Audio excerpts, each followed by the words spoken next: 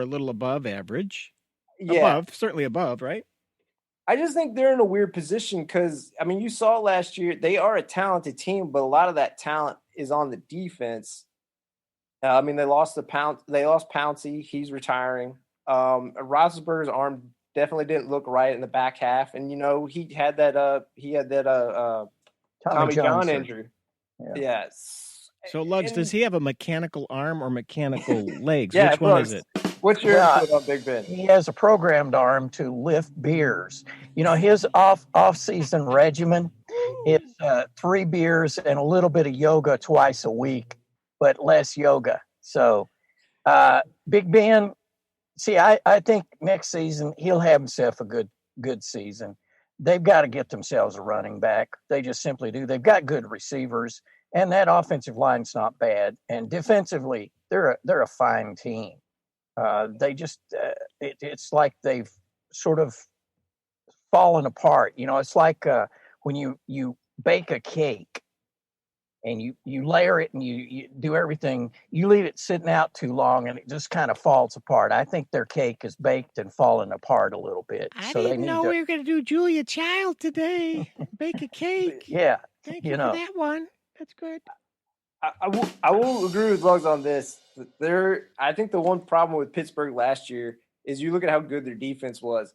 They didn't play complementary football, and that you look at how savage their defense is, and then they were so pass happy on offense. It's like that team would be that more effective if they were balanced. I'm not saying they had to be run heavy, but if they were definitely balanced and they actually tried to run the ball at least 43 to 45% of the time, like trying to shorten the games so the defense could just be that more threatening and also just keep them fresh.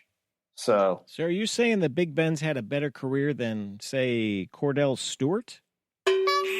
Let me think about this. Remember that guy? Yeah. Slash. Yeah, we all remember Slash. He had some good years. Not probably a quarter of a Big Ben career, but scratching him off the list. Okay, J.J. Watt, the Watt man. What's up with that guy? I think he still has a little bit. I think they should need to move him from outside to inside. I think that would take a little bit of the beat down away from him and extend him somewhat.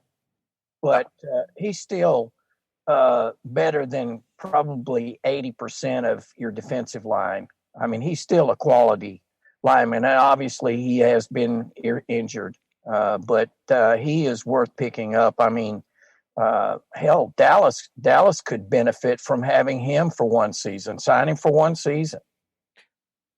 That's what I was going to ask you. So so it sounds like, Lugs, you think the best spot for him to go is Dallas? I do.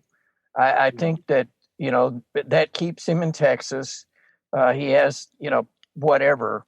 I've heard this stuff about him going to Pittsburgh and to be all 3 brothers or whatever. I just don't see that happening. Brother. But I think Dallas, if Dallas could work out their issues on defense,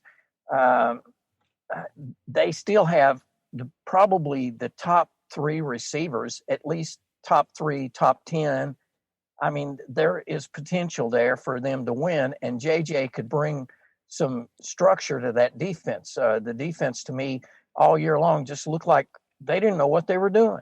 They weren't sure what coverages they were in. They weren't sure in what run coverages they were in. They just need a veteran out there. Yeah. Well, what about you, J-Boy? What do you think is the best? I am going wild card here, boys. Are you ready? Yeah. The Detroit Lions, NFC North champions in 21. Whoa. Detroit Lions. Whoa. That's the rebuild. That's the redo. He'd fit in great. Motor City. See, he wants, I mean, if I'm him, I want a championship team. If I'm going to go in the North, I would go for Green Bay. That's too cold. I think that's a realistic possibility. You're probably right.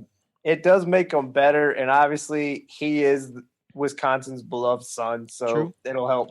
And also, just in terms of marketability, Green Bay is one of the top tier teams in the NFL. He'll play on a lot more primetime games than probably he ever did with Houston, so that'll help. I think Buffalo.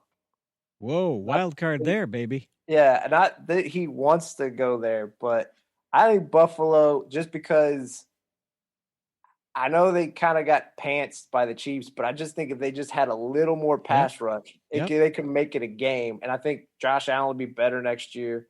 So I think he gives them a shot to maybe take down the Chiefs. And I think just him being in the lineup brings people to him, gives it credibility, makes it. Yeah. He could be the defense of Stephon Diggs for Buffalo next year. Right. Like maybe he's the one guy that makes them flip a huge switch because like Diggs did that, I think, for their offense. Change the scenery. 3 levels. The one that I hear that I don't buy at all is – or I don't – if I was an advisor, I'd say no go. Actually, Lugs already nailed one of them. Steelers, how are they going to pay for them? They have so much cap problems like we just kind of alluded to earlier. But the Titans – I get it. He gets to face off and bash in the Texans' face. Why even waste? The Texans are going to hurt themselves already. There's no reason for you to go in and punch them. They're going to be a tire fire anyway. They're barely going to field the team next year, I think. Yeah, so it's like, why waste your time? Like, we're like, yeah, see, you're trash. It's like everyone knows they're trash. That's why everyone's trying to get out of there. But also, I don't think that team's that close. I mean, I think they're a good team. They had a good offense last year in the Titans. I think they're a pretender. I don't think they're actually a contender. Flash in the pan last year. I think they're solid, but I don't think they're ever going to be able to compete with the Chiefs and the Bills of the world. Vrabel's the next Matt Nagy on the hot seat. I couldn't say that. He's better than Nagy. Okay, good. All right, what else? We got college. Here, let's switch to college basketball. March Madness just 2 weeks away. Selection Sunday, March 14th. Well, locally. Yes, take it away. UK might squeeze in if they could go ahead and win the SEC tournament. I'm saying no way. They've looked better, but I think Alabama will take that. And U of L, they'll make the tournament. They'll probably be 7, 8 seed maybe. Even with that loss at Carolina, which was like a spanking. I mean, and Carolina's not been that good this year. So I saw a game like that in middle school back in the day, man. You remember those games where guys would kind of show up with sneakers on, kind of, but not really? It was like that. It was like that, wasn't it? So it was rough. But I think, if the money was there, if the dollars were there for the NCAA to do like an FBS thing, and just have 4 teams. I mean, you got your top 4 teams. You've got your Gonzaga, Baylor, Ohio State, Michigan, probably. And then you got all these crazy ones. But I think COVID could really go into adding to a strange mix this year that some sort of weird outlier team could pull it off. Yeah, isn't this a great year for the mid-majors and non-blue bloods? I mean, Gonzaga actually won it, or Baylor, or somebody we don't really consider to do that. I think it's awesome. I mean, not COVID and all that, but I think it's a great chance for somebody else for a change. Yeah. I'm rooting for Gonzaga. I'll just say real quick, and I'll let y'all get back. I'm rooting for Gonzaga just because they've been such a top-tier team. Like, kind of like, it feels like Duke in the early 80s. They always were in the mixer to be a top team, but they always came up short. And now maybe this is the early 90s for them. Now they finally punch through and they finally win a title. I'm rooting for the Gonzagas. The Zags, all right. I like it too. Yeah. And apparently they're also going to move the NIT, or there are talks to move the NIT to like the Indianapolis area, so they'd have it all in one place. And if somebody fell out of the regular 64, then they could move somebody up. Jump them I up. don't know if that was just stuff. I saw a couple of lines about that, Twitter bits. But I got to say, this year I haven't seen a complete basketball game. I don't think a complete college basketball. Now I'm not a pro fan, an NBA fan, so that would be understandable. But I do like college basketball. It just, I think without fans there, college basketball loses some sort of atmospheric quality that that I need to really get involved in a game. For the record, that's the first time atmospheric quality has been said on this podcast. Wow. Okay. Yeah, that was the word of the day. That was the word of the day. You got it. Broke the seal. Wow. Okay. I'm writing that down.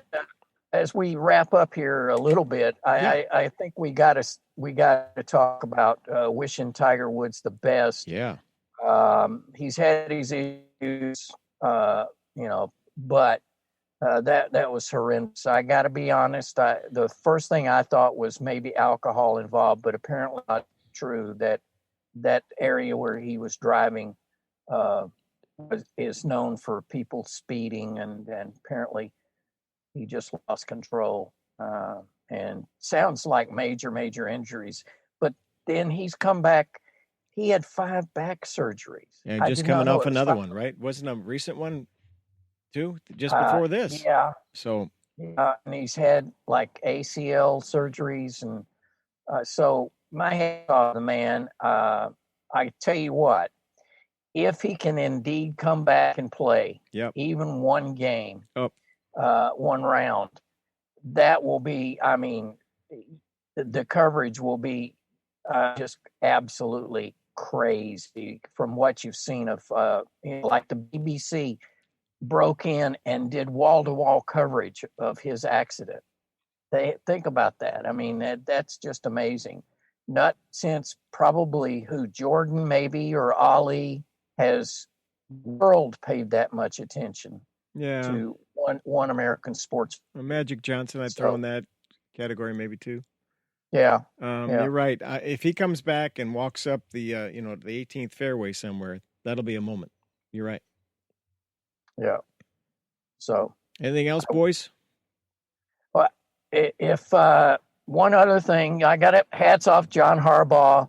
He was at a charity function for a high school at a restaurant, and he picked up the tab for everybody's meal, which was like $2,000. Of course, it was his wife, he says, that chided him on to do that. But you give the Harbaugh, a little credit there. It was Free Pie Wednesday at Charlie's, wasn't it? Well, it was a seafood restaurant, so it may have been you can eat shrimps. Shrimps. Wow. Okay. Shrimps. Some of them shrimps.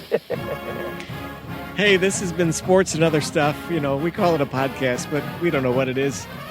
Brought to you in part by Big Top TV, the big screen TV store. They brought us these 90-inch flat screens on our set here. You shield your eyes.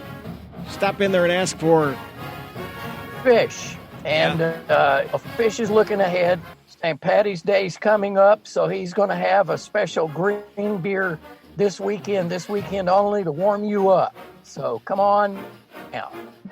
All right, ask for fish. We are the Sport Weasels, first in sound, first in service, and podcast home of millions throughout Mid-America. We'll see you next time. Bye-bye.